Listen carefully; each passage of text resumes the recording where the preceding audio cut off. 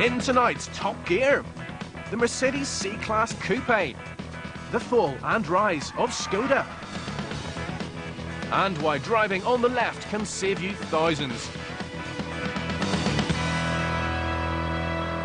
Here he comes, Mr. Smug, in his brand new car, being filmed by his wife with her brand new camera. He's king of the road in his king off-roader. Look, he's even got a driveway to park it on.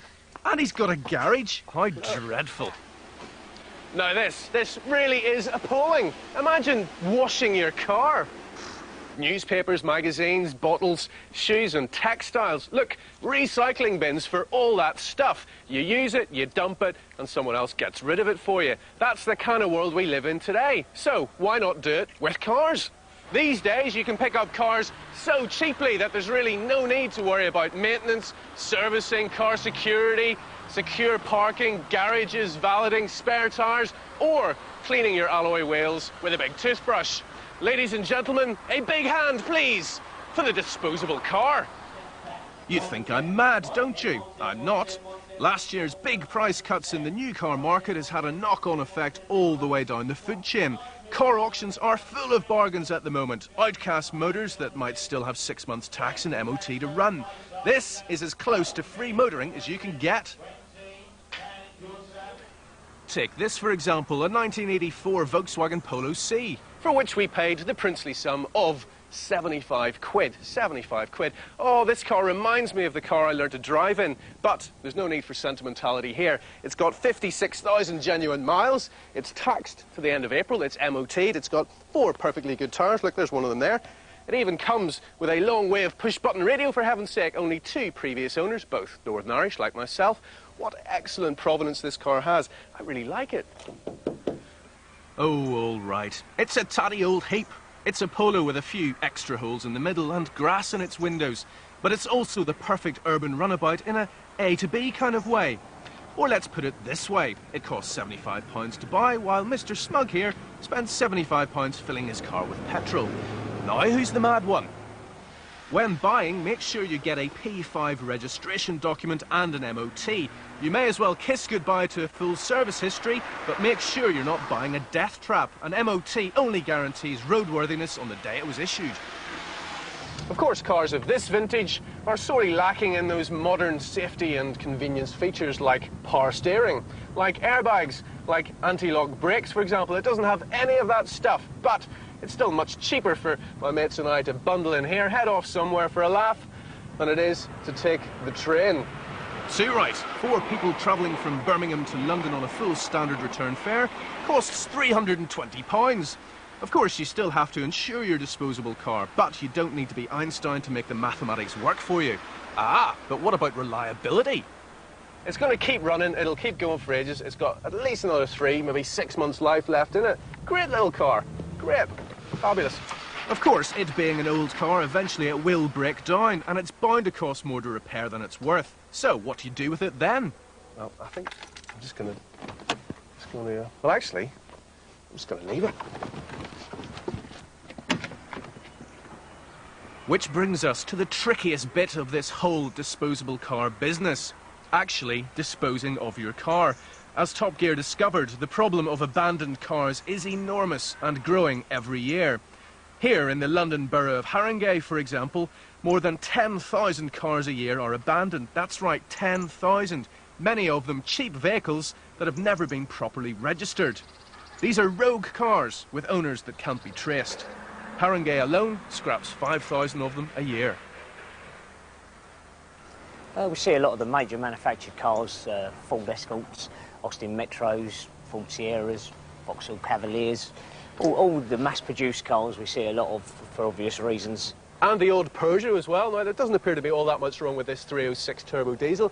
There's a cuddly koala on the rear-view mirror, for heaven's sake. Someone loved it once. You know, what's going to happen? Is it death row? It is indeed for these. We've placed notices on the vehicles for the owner to come forward. We've tried to chase the owners, and unfortunately no one's come forward, so they will meet destruction. Abandoned cars quickly become cannibalised, posing a serious health threat for the community, and particularly to the children who just can't resist clambering all over them. The other problem we do have is drug addicts using the vehicles to inject themselves. We've had vehicles where the used hypodermic needles have been stuck up through the seat. Nice. To sort of try and catch us out. I mean, we're very, very careful. We will say to the children, we know it looks like a bit of fun, but it generally has a hidden danger. Yeah. And that would be that you could sit on that and that's your life goodbye. Car breakers don't actually want these cars. They're not going to take it for free. If they don't want it, you will actually have to pay them to actually dispose of your car rather than leaving it on the street. So, being the responsible programme that we are, Top Gear has paid a car breaker £50 to dispose of our disposable car. Well, when you gotta go, you gotta go. Farewell, old friend. Take it away, mate.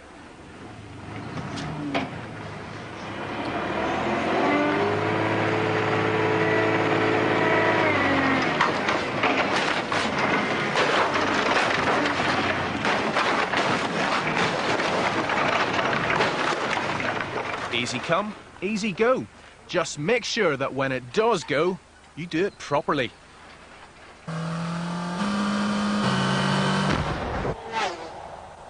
This is Daihatsu's youth car.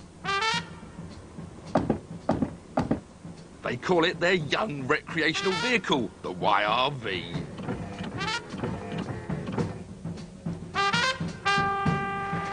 Big lights, the double wedge profile. This YRV is more distinctive than the average Japanese tiddler on the school run, but sadly the promise on the outside isn't matched on the inside. The pockmarked dash and confusing dials do GBH'd your eyes, while the seat fabric looks greasier than a burger worker's uniform.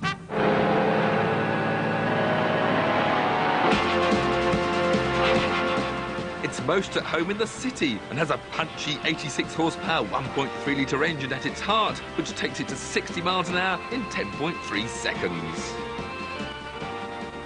Unless, of course, you've chosen this button shift F-speed automatic, which takes 2 seconds longer. Of course, you'll never use all the buttons, but you will just stick it into D and let it drive.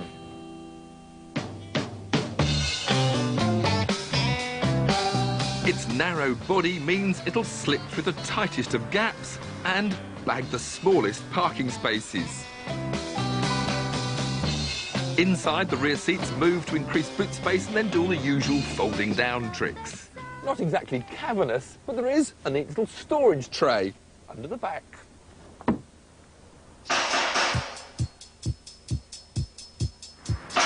This top-of-the-range F-speed automatic has power steering, ABS and aircon and does 43.5 miles to the gallon. All yours for 11.5 grand, but I'd save 1,000 and go for the premium version, which not only has the extra performance of a manual, but does 4 more miles to the gallon as well.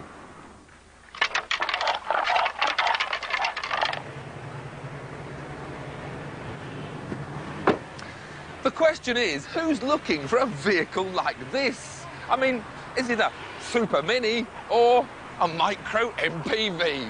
And the problem is, at this money, there's a lot of choice. If you want the MPV look, then there's the Toyota Yaris Verso, or the bigger but rather basic Kia Carins. But for just £9,995, you could afford a proper family car, like our Best Value Award winner, the Seat Leon 1.4.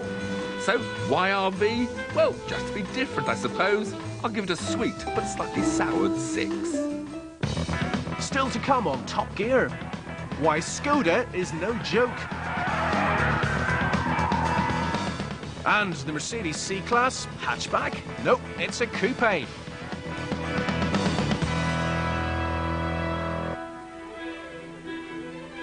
The last time we heard comedians making jokes about Skodas, Jasper Carrott had a full head of hair.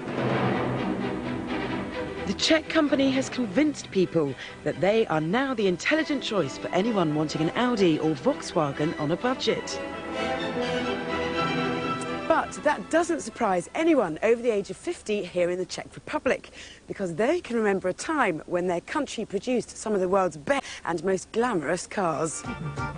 In fact, their motoring legacy stretches back over 100 years to the partnership of 2 bicycle makers, Václav Laurin and Václav Klement. They had the radical idea of putting an engine in the middle of a bike, thus creating the forerunners of the modern motorcycle. And it was a short step from here into car production. They moved into this factory site at Malada, Boleslav in 1898, and vehicles have been produced here ever since, making it the oldest car plant in the world. By 1914, they were the most successful vehicle maker in Bohemia and one of the most forward-looking manufacturers anywhere.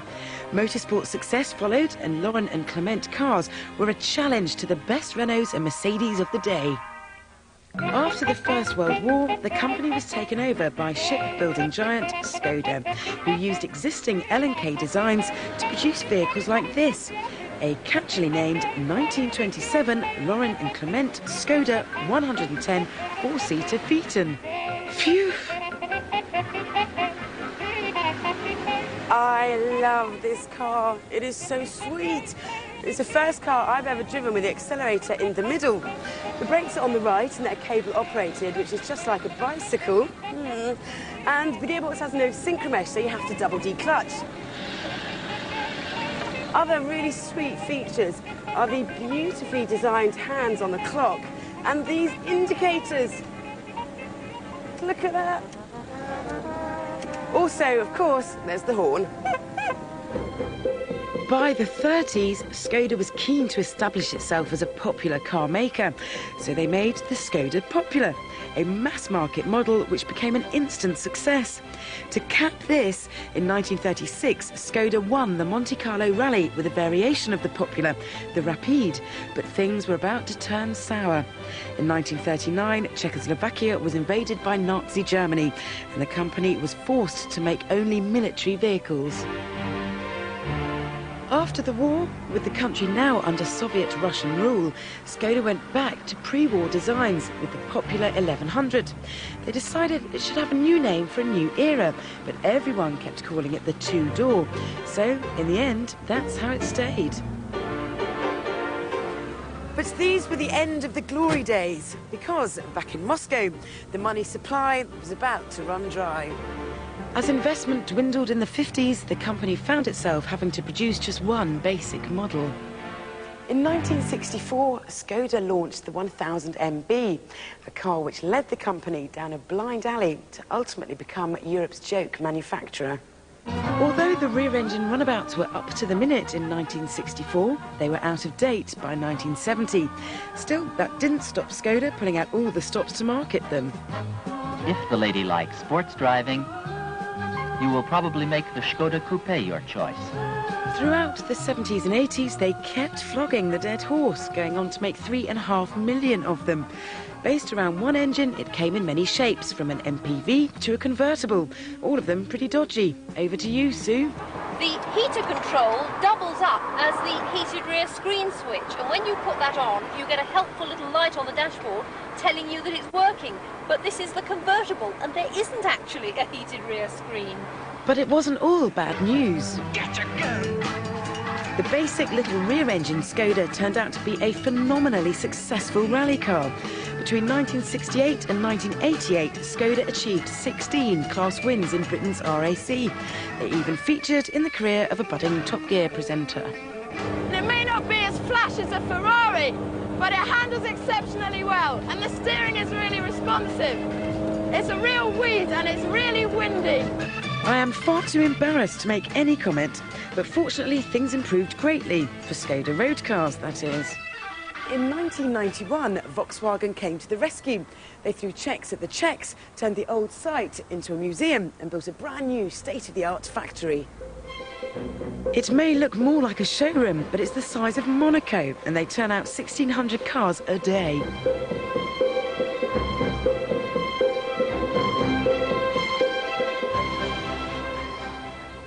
And this is the latest. Skoda's raided Daddy's toy box to make their fastest and most powerful production car to date, the 144-mile-an-hour Octavia RS.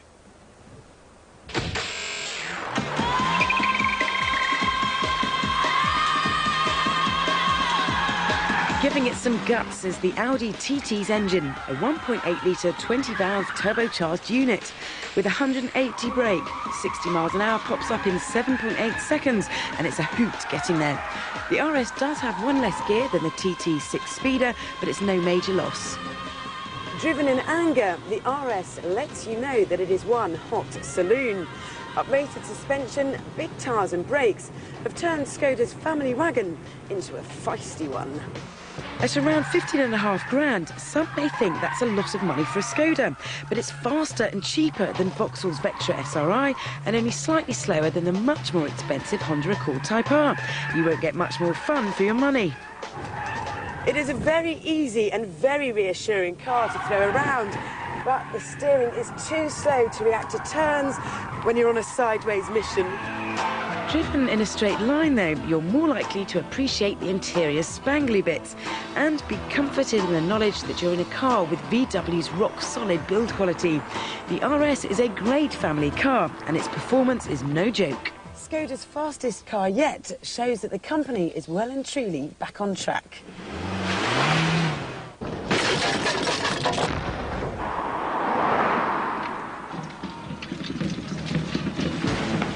Up until the late 1700s, when battles were being fought and lost, armies travelled on the left to keep their sword arm free for defence. Now all this changed when Napoleon came along, who was left-handed, attacked on the right and made his entire army follow suit. Which is the reason why, after all this time, the rest of Europe drives on the right. Well, sort of, anyway. Whereas we remain different and drive on the left. Well, I'm not really bothered. They can do what they want. At least I thought I wasn't bothered, until I realised just how many second-hand left hookers are knocking around the UK. It doesn't mean driving around in a 7-litre caddy. There are some used left hookers which are staggering value, but most of us wouldn't even think about it because we worry about what we don't know. Well, stop being so pathetic, because it could be the difference between driving something you can afford and something you dream about. You've got 10 grand and it looks like value for money is going to be a VW Golf. But if your dreams stretch beyond sensible motoring, you'll be amazed to discover that you can have a BMW Z3 for the same price. We all know the score with the 1.9-litre BMW Z3. It's a 3 Series compact pretending to be a sports car that's been embraced by thousands as a powerful style statement. And that last bit means it never comes cheap. Except it does when you buy a left hooker. 2-year-old cars with 30,000 on the clock are going for as little as 10,000 quid. That's £5,000 cheaper than right-hand drive versions. Now, one of the only times you're going to notice a difference is if you're trying to overtake on a single carriageway and you're stuck behind a large lorry or something and you haven't got a clue what's coming towards you. Unless you've got a trustworthy passenger who can stick their head out the window and see how the land lies. On winding country lanes, you're obviously not going to have such good vision around left-handers. But just position the car better and you really won't notice the difference. And of course, you'll look a total idiot struggling at car park ticket machines. Although with this yuppie staff car, you can just keep the roof down, clamber over the seats, job done. Now, you've got to remember that these cars deal in kilometres per hour, so short of putting a ready reckoner on the steering wheel, you've got to get it fixed in your head what it equates to in miles per hour. Otherwise, you're going to get done by the 5.0. But I know what us Brits are like. We'll doggedly hold on to what we know and trust. It's going to take something pretty special to change our ways, and that isn't going to be the Z3, is it? So you're looking for something a bit more stylish, and there's a modest 14 grand at your disposal, which looks like it's going to buy a year-old A3. It's not exactly going to have you doing backflips, is it? So why not swap it for another? Again, a year-old, which comes fully loaded up, and also happens to be an Audi. Except this time, it's the car which made the world drop its jaw. That's right, it's the T2. This one has covered just 15,000 miles, has a CD player, heated seats, the works, and is advertised at $13,999. Now, if that needs explaining, it's a choice between this, barely out of the wrapper, and a spanking new Nissan Almera. You can't get a used right hooker under 22 grand. I'd drive it backwards for this money. There's really nothing to get stressed about. Your feet operate in exactly the same way, and even if you've only got half a brain, your hands will work it out automatically. Insurance is going to be slightly higher, and selling it on is going to be a problem. There's no getting around that, and you're not going to make a packet when you do. But this should be a car you hang on to a few years. After all, you're not speculating. And with the money you save in the purchase price, well, you'll be laughing.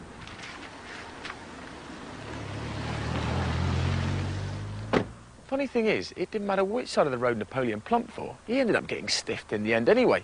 And the only winners out of it are us, the Brits. Fancy that, making a killing second time round as well. I bet that would have wound him up a treat. Still to come on Top Gear, the Mercedes C-Class Coupe and the Top Gear autobiography.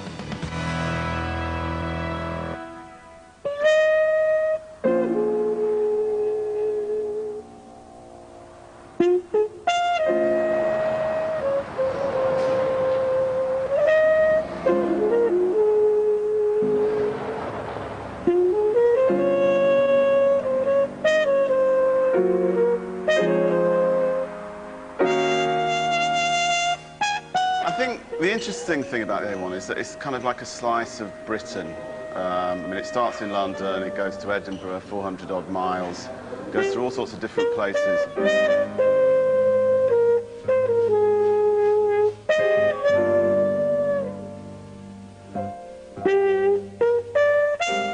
When I was 17, in 1936, and the day I got my licence, I went out on the road with a vehicle. It was always a single lane, and sometimes you got your good days and you could hop along, but more times than enough you get behind a big wagon or something like that, but couldn't get up a hill and everything. It used to be serious, to tell you the truth. I mean, from Sunderland to London, you might have taken you 12 hours.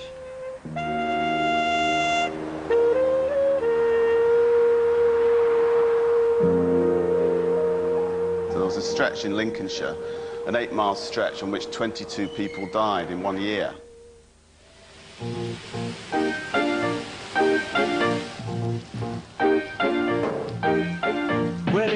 I come from Spain, all the way from sunny Spain to England.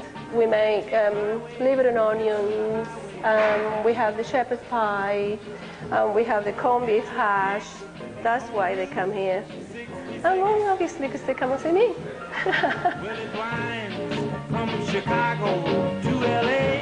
You know, in the lyrics of Route 66 goes from Chicago to LA, you can't really pretend that, you know, from Peterborough to Darlington has quite the same ring to it. You know, I think inevitably it will turn into a motorway the whole way eventually. But I hope that the bits that are left, the little loops and villages and so on, will retain some of the character of the way the road used to be. On Route 66.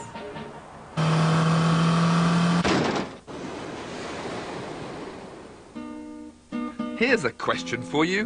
Who on earth buys coupes? I mean, there are people everywhere. Look, there are loads of them. But which of them want a coupe? Now, I don't mean bespoke coupes like the Audi TT or the Ford Puma. No, they're lovely, pretty things. But I'm talking about coupes where they take a family saloon, chop off 2 doors, shrink the back seats, make it less practical, and then charge you another £2,000. Take the new Mercedes C-Class Sports Coupe. I mean, who asked for this? And another thing, why are Mercedes building this car in any case? I mean, it's a coupe version of the C-Class, but then they've already got a CLK Coupe and a CL, which of course is the coupe version of the S-Class. Then there's the SLK, that lovely little sports car with a clever roof, and the SL, which is the same but a bit bigger. So I can't really see the point in this. But I'm happy to be persuaded. You know that it would be untrue. You know that I would be a liar if I was to say to you, hey, girl, we couldn't get much higher. Come on, baby, light my fire. Come on, baby, light my fire. Try to set the night on fire. Well, I have to say things are starting to fall into place now, helped by the fact that I'm rather enjoying driving this sports coupe. The suspension is a bit stiffer than the C-Class Saloon, so the chassis is a bit livelier than the Mercedes norm. Sadly, it's slightly spoilt by the rather soggy shift to this 6-speed manual gearbox. I think I've got the picture. This coupe is for the 40-something wine bar man. You see, the marriage didn't work out, but he still needs the saloon space for when it's his turn to have the kids. He also wants the adventurous single exec looking for intimate summer fun with like-minded sexy lady image to impress potential partners. But I'm being unfair. This coupe bears only a passing resemblance to the saloon it's bred from. It's a shame Mercedes have labelled it such. It's virtually a whole new car, albeit sitting on the same platform. The staid three-pointed star on the bonnet has exploded into a brash new grille. The shape is lower, wider, meaner and a lot shorter, with a sharp truncated rear end that lops around 20 centimetres off the back of the C-Class and takes an equivalent amount of boot space with it. So maybe this isn't a car for wine bar man after all. It's a car for the young, free and single who want all the heritage of a Merc but in a trendier package. It might even attract hot hatch man. What? Mercedes? Arbiters of ultimate taste and discrimination, appealing to XR2 drivers? Sacré bleu! And this looks even better. This top-of-the-range Evolution AMG model has the optional two-panel glass roof fitted, in addition to its deeper spoilers front and rear and fat, chunky, low-profile rubber. The Sportcoupe only gets the slightly coarse four-cylinder engine options. Mercedes' smooth V6 and awesome V8 are reserved for the CLK in order to maintain a distinct class war and at least a £4,000 price gap. Because, and this is the best bit, these are coupes which are predicted to be a few pounds cheaper than their saloon counterparts. You'll have to fork out an extra £750 for this Sequentronic clutchless gear change mechanism for the 6-speed box. But it's a definite improvement and quite fun to use with an auto blip on the down change. But it's got an automatic mode, and I think most people will soon end up leaving it there, which is just as good as forking out nearly twice as much for the standard 5-speed automatic. Although it has to be said that standard auto gives the smoothest gear changes of them all. What? Am I hearing my ears correctly? See these Tiff Needell extolling the virtues of the automatic gearbox? Sacré bleu encore! Mind you, there's little point worrying about such things as gearboxes, because this car is more about image than mechanical details. Mercedes want young executives to buy this car instead of their Alphas, Audis, BMW Coupes and Volkswagen Golfs. I reckon the young, dynamic E-business set will buy these sports coupes as fast as their stocks rise and fall, because they'll be too besotted by the packaging to worry about the software underneath.